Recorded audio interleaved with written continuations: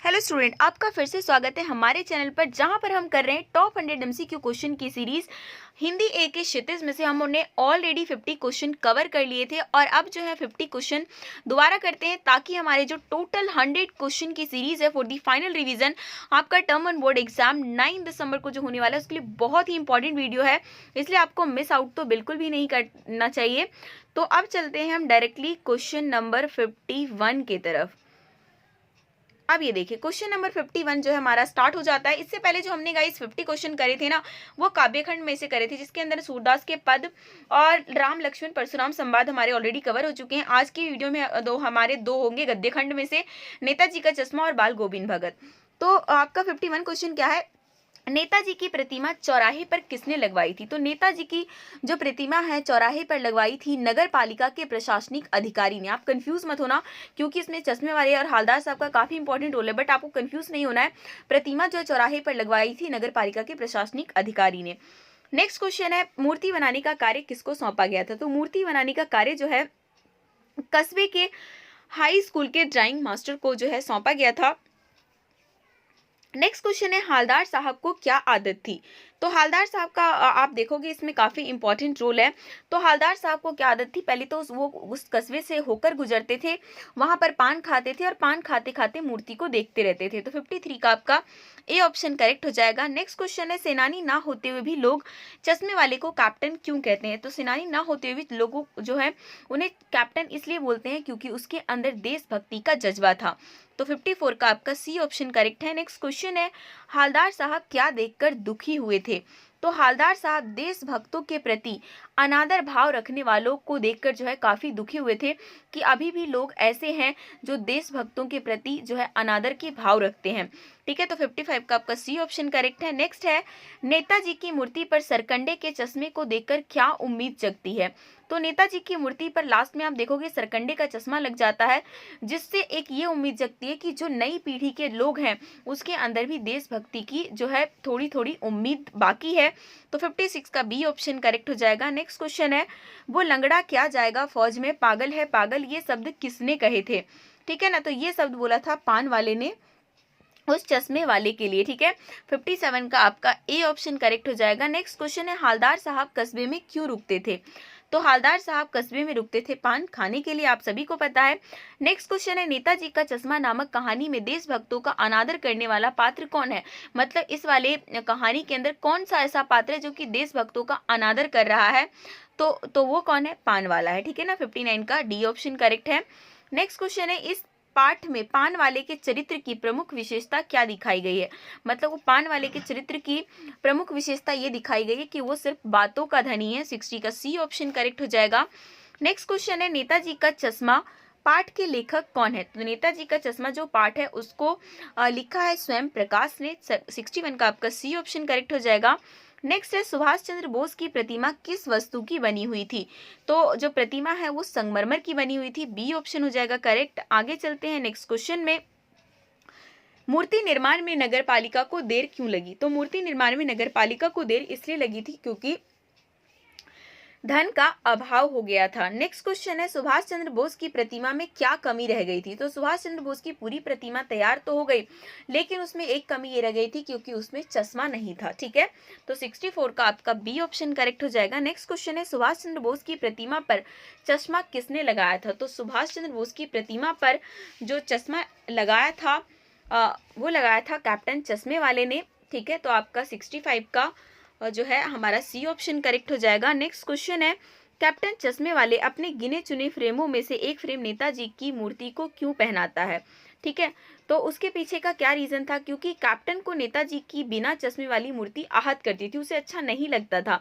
वह नेताजी को असली रूप में देखना चाहता था और उसको लगता था कि अगर नेताजी के आंखों पे चश्मा ही नहीं है तो ये देशभक्तों का अनादर है। तो ये सारे कथन बिल्कुल सही है। 66 का आपका डी ऑप्शन करेक्ट हो जाएगा। नेक्स्ट क्वेश्चन है, हालदार साहब के चेहरे पर कौतुक भरी मुस्कान क्यों फैल गई? ठीक है ना, तो हालदार साहब के चेहरे पर कौतुक भरी मुस्कान तब फैल गई जब उन्होंने देखा कि नेताजी की मूर्ति पर काले फ्रेम के सचमुच के चश्मे लगे हुए हैं। तो 67 का सी ऑप्शन हो गया करेक्ट। नेक्स्ट है, कैप्टन को देखकर हालदार साहब अबाक क्यों रह गए? तो कैप्टन को देखकर जो है अवाक किस लिए रह जाते हैं, क्योंकि उन्हें पहले तो नाम ही सुना था, बाद में उन्हें ये देखा कि कैप्टन तो एक बूढ़ा मरियल और लंगड़ा आदमी था। ठीक है, 68 का सी ऑप्शन करेक्ट है। नेक्स्ट क्वेश्चन है, हालदार साहब क्या सुनकर मायूस हो गए थे? तो हालदार साहब ने जैसे ही कैप्टन की मृत्यु का समाचार सुना तो वो काफी मायूस हो गए थे। नेक्स्ट क्वेश्चन है, नेताजी का चश्मा पाठ किस महान व्यक्ति के बारे में है? तो नेताजी का जो चश्मा वाला पूरा का पूरा पाठ है ये किसके बेस पे है? सुभाष चंद्र बोस के ऊपर की पूरी कहानी है। तो 70 का आपका डी हो गया। नेक्स्ट है, नेताजी का चश्मा पाठ में किस बात को उठाया गया है? तो इसके अंदर जो है विलुप्त होती देशभक्ति की भावना को इस वाले पाठ के अंदर उठाया गया है। 71 का आपका ए ऑप्शन करेक्ट है। नेक्स्ट क्वेश्चन है, नेताजी ने इसमें कौन सा नारा दिया था? तो नेताजी ने इनमें से जो नारा दिया था वो था, तुम मुझे खून दो मैं तुम्हें आजादी दूंगा। 72 का आपका डी ऑप्शन करेक्ट है। नेक्स्ट क्वेश्चन है, अंतिम बार हालदार साहब ने नेताजी की मूर्ति पर कौन सा चश्मा देखा? तो अंतिम बार हालदार साहब ने नेताजी की मूर्ति पर सरकंडे का बना हुआ चश्मा देखा। 73 का आपका डी ऑप्शन करेक्ट है। नेक्स्ट है, नेताजी की मूर्ति पर सरकंडे का चश्मा किसने लगाया होगा? तो ऑफ कोर्स सरकंडे का चश्मा क्या किसी बच्चे ने लगाया होगा। 74 का डी ऑप्शन करेक्ट है। और अब नेक्स्ट क्वेश्चन है, नेताजी का चश्मा कहानी किस भाव पर आधारित है?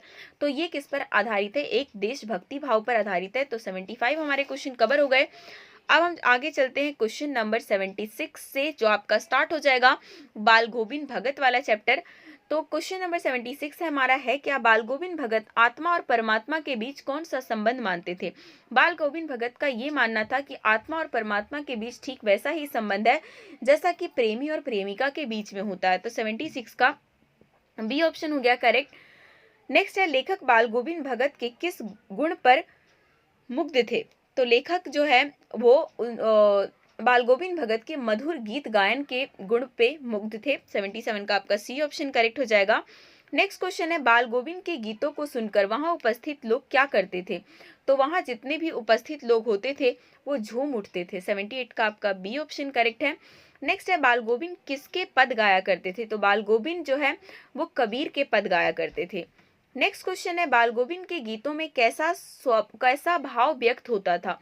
तो बाल गोविंद भगत जितने भी गीत गाते थे के अंदर प्रभु मिलन का भाव व्यक्त होता था। तो 80 का आपका ए ऑप्शन करेक्ट है। नेक्स्ट क्वेश्चन है, भगत जी अपने बेटे का खास ख्याल रखा करते थे, उसके पीछे का क्या रीजन था? क्योंकि वो सुस्त और बोदा था।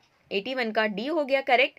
नेक्स्ट है, बेटे के मरने पर भगत जी क्या कर रहे थे? जो बेटे की मृत्यु पर भगत जी ने अपना गीत गायन का जो है प्रोग्राम शुरू कर दिया था, मतलब गा रहे थे। 82 का सी ऑप्शन करेक्ट हो जाएगा। नेक्स्ट क्वेश्चन है, भगत जी बेटे के मरने पर अपनी बहू की दूसरी शादी क्यों करवाना चाहते थे?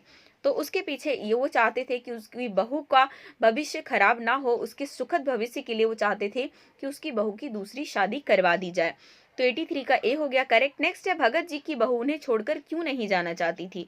अब भगत जी की जो बहू है वो उन्हें इसलिए नहीं छोड़कर जाना चाहती थी क्योंकि वो उनको जो है उनके ससुर की चिंता थी। नेक्स्ट क्वेश्चन है, बाल गोविंद भगत शीर्षक पाठ के लेखक का क्या नाम है? तो बाल गोविंद भगत के जो लेखक हैं वो है कौन? राम वृक्ष बेनीपुरी। तो 85 का हमारा सी ऑप्शन करेक्ट हो जाएगा। नेक्स्ट क्वेश्चन है, बाल गोविंद भगत किनके आदर्शों पर चलते थे? तो बाल गोविंद भगत कबीर दास के, क्योंकि कबीर के ही वो गाने भी मतलब गीत भी गाया करते थे और कबीर दास के ही आदर्शों पर चलते थे। 86 का सी ऑप्शन हो जाएगा करेक्ट। नेक्स्ट क्वेश्चन है, बाल गोविंद भगत किसे निगरानी और मोहब्बत के ज्यादा हकदार मानते थे? तो बाल गोविंद भगत का ये मानना था कि जो कमजोर व्यक्ति है वो निगरानी और मोहब्बत के ज्यादा हकदार हैं। ठीक है। नेक्स्ट क्वेश्चन है, बाल गोविंद भगत की संगीत साधना का चरमोत्कर्ष कब देखा गया? मतलब कब उनकी संगीत साधना चरम पर था? जब उनके इकलौते बेटे की मृत्यु हुई। तो 88 का सी ऑप्शन करेक्ट हो गया। नेक्स्ट है, भगत जी ने पुत्र की चिता को आग किससे दिलवाई? तो किससे दिलवाई? पतोहू से दिलवाई थी। 89 का ए ऑप्शन हो जाएगा करेक्ट। नेक्स्ट है, लेखक ने बाल गोविंद भगत को साधु क्यों कहा होगा? उसके पीछे ये रीजन था क्योंकि वो सच्चे साधुओं जैसे उत्तम विचार रखते थे। नेक्स्ट क्वेश्चन है 91, बाल गोविंद भगत के खेत में जो कुछ पैदा होता था वे सर्वप्रथम किसे भेंट करते थे? तो आपको पता है कि कितने ज्यादा वो कबीर के भक्त हैं, तो सबसे पहले जो भी उनके खेत में होता था सबसे पहले वो जाकर कबीर पंथी मठ में दे दिया करते थे। तो 91 का डी ऑप्शन हो गया करेक्ट। नेक्स्ट है बाल गोविंद भगत द्वारा अपने पुत्रों की मृत्यु पर शोक न मनाने और आनंद उत्सव मनाने का क्या कारण था। जैसे ही बाल गोविंद भगत के पुत्र की मृत्यु होती है तो वो ये कहते हैं कि कोई भी शोक ना मनाए, सब आनंद उत्सव मनाए। तो क्योंकि बाल गोविंद भगत ये मानते थे कि मृत्यु जो है ना वो आत्मा और परमात्मा का मिलन है। तो 92 का सी ऑप्शन हो गया करेक्ट। नेक्स्ट क्वेश्चन है बाल गोविंद भगत प्रातः काल उठकर कहाँ जाते थे।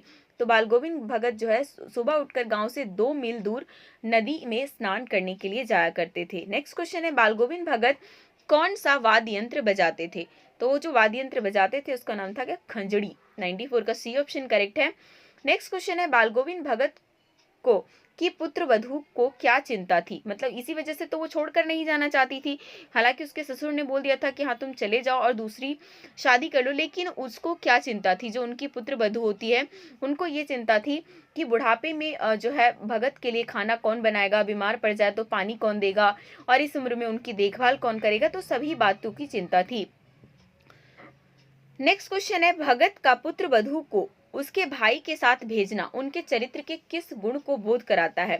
कि मतलब कि ये जो बाल गोविंद भगत थे वो उनके पुत्र वधू को उनके भाई के साथ भेज रहे थे, तो इससे उनका कौन सा जो है चरित्र दिखता है, उनकी दूरदृष्टि और त्याग भावना। कि मतलब अपने लिए उन्होंने नहीं सोचा बल्कि अपनी जो पतोहू की जो है भविष्य के बारे में दूरदृष्टि रखा। तो 96 का सी ऑप्शन करेक्ट हो जाएगा। नेक्स्ट है बाल गोविंद भगत की मृत्यु किस कारण हुई। तो बाल गोविंद भगत की मृत्यु जो है एक बीमारी यानी कि उच्च रक्तचाप से हुई थी।